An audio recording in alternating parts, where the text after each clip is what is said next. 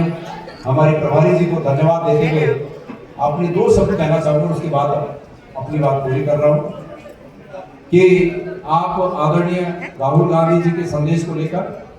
हमारे कांग्रेस प्रेसिडेंट श्री खड़गे जी के संदेश को लेकर और हमारे कार्यकर्ताओं में जोश भरने की नीयत से जो आप आज देवभूमि उत्तराखंड में आए, इस श्रीनगर की पावन भूमि से आपका हार्दिक स्वागत और आपका हार्दिक अभिनंदन। मेरे प्यारे भाइयों, सामने सब बातें कह दी और बातों का निचोड़ ये है कि मंच पर जिन लोगों ने भी अपने वक्तव्य दिए, सभी लोगों ने ये कहा कि भारतीय जनता पार्टी के इस शासन में ये दिक्कतें हैं। आज अगर हम उदाहरण दें तो अंकिता भंडारी के प्रकरण को आज 4 साल के करीब समय हो गया, 4 साल से अधिक का समय हो गया, 4 साल के करीब समय हो गया। और इस 4 साल के समय में अंकिता भंडारी के प्रकरण के बाद इस प्रकार की महिलाओं के प्रति अपराधों की कितनी घटनाएं हो गई और उन सभी घटनाओं में अधिकांश रूप से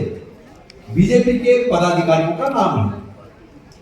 मैं इस बात को चिंता के रूप में देखता हूं, सरवाण जी एक मिनट,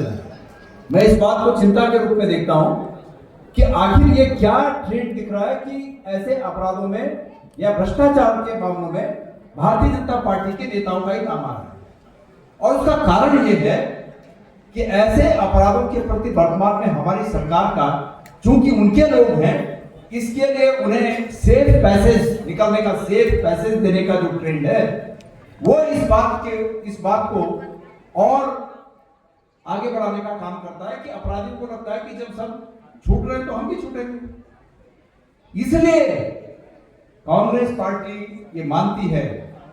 कि इस प्रदेश में बदलाव बहुत आवश्यक है। अगर इस प्रदेश में बदलाव नहीं हुआ, मैं कार्यकर्ताओं के सामने इस बात को कह रहा हूं और ये आप लोगों का काम है कि अगर कोई आपको बाहर पूछे, आम आदमी जिसको पार्टियों से लेना देना नहीं है,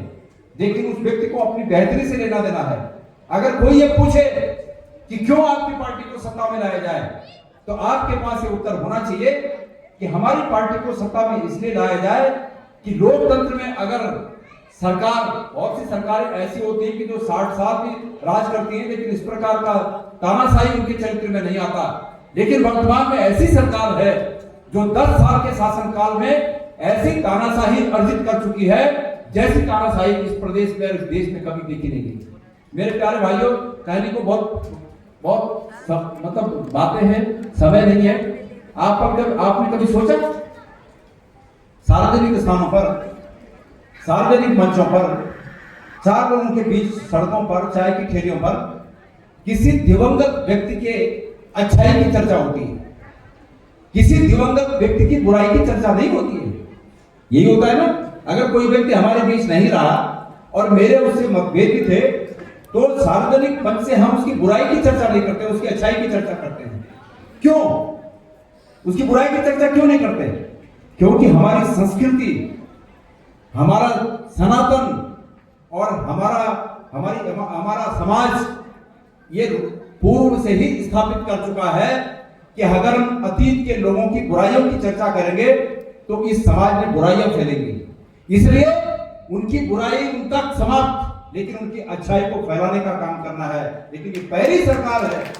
ये पहली सरकार है, पहला प्रधानमंत्री हमारे देश के हैं कि जो अतीत के नेताओं की बुराइयों को फैलाने का काम करते हैं, झूठी, वो भी झूठी बातें फैलाने का काम करते हैं। अरे भाई, आप लोग खुद कल्पना कीजिए कि नेहरू के बिना भारत कैसा होता। ये जितनी आज बड़ी कंपनियां हैं जो तथाकथित रूप से जो हमारे नवरत्न कंपनियां हैं अतीत में, और जितने विकास की जो योजनाएं हैं, भाखड़ा नंगल डैम से लेकर तमाम इस देश के तमाम डैम, तमाम पनबिजली योजनाएं, बीआरसी, परमाणु कार्यक्रम, स्पेस कार्यक्रम, ये तमाम एम्स, इंजीनियरिंग कॉलेज, इस श्रीनगर की बात करूं तो एनआईटी, मेडिकल कॉलेज, ये सेंट्रल यूनिवर्सिटी, ये सब उनके विचारों की देन है। मैडम ने एक बात कही और मैं भी उन बातों को हमेशा कहता हूं कि दुनिया में सबसे बड़ी ताकत विचारों की ताकत होती है। भाई, मैं तो कांग्रेस पार्टी, मेरे सम्मानित कार्यकर्तागण और पदाधिकारी गणों से मैं कहना चाहता हूं, मैं कांग्रेस पार्टी का समर्थक इसलिए हूं, प्रदेश अध्यक्ष हूं अलग बात है, लेकिन मैं कांग्रेस पार्टी का समर्थक प्रदेश अध्यक्ष होने के नाते थोड़ी हूं। सिर्फ मैं कांग्रेस पार्टी का समर्थक जब मैं राजनीति में नहीं था तब से हूं और तब भी था, और वो सिर्फ इसलिए हूं कि मेरी ये अटल मान्यता है, मेरा ये मजबूत विश्वास है कि इस बहुभाषी देश में, इस बहुसंस्कृति के देश में, इस विविध मान्यताओं वाले देश में, इस विविध रंगों वाले देश में अगर कोई एक सबके ऊपर एक छतरी तान सकती है पार्टी और सबकी रक्षा कर सकती है तो वो कांग्रेस पार्टी है। कांग्रेस पार्टी किसी को जाति के आधार पर नहीं देखती, किसी को धर्म के आधार पर नहीं देखती, किसी को किसी के अस्तित्व के आधार पर नहीं देखती। वो हमारी पार्टी सबको इस देश के नागरिक के रूप में देखती है। आज चंपावत की घटना, सुबह मुझसे कुछ पत्रकार साथी पूछ रहे थे, मैंने कहा जो भी दोषी हो, दोषी की अपराधी की कोई जाति धर्म या पार्टी नहीं होती है, अपराधी अपराधी है। और चंपावत की घटना पर भी जिस प्रकार की कार्रवाई का हम उम्मीद अंकिता भंडारी के लिए कर रहे थे, हम उसी तरह की उम्मीद यहां भी कर रहे थे, तत्काल उस पर कार्रवाई हो और दोषियों को सजा मिले। तो इसलिए बहुत समय नहीं है, आप सब लोग सुबह से बैठे हुए हैं, हम वैसे भी बहुत 2 घंटे विलंब से पहुंचे, उसके लिए सबसे पहले हम क्षमा प्रार्थी हैं, लेकिन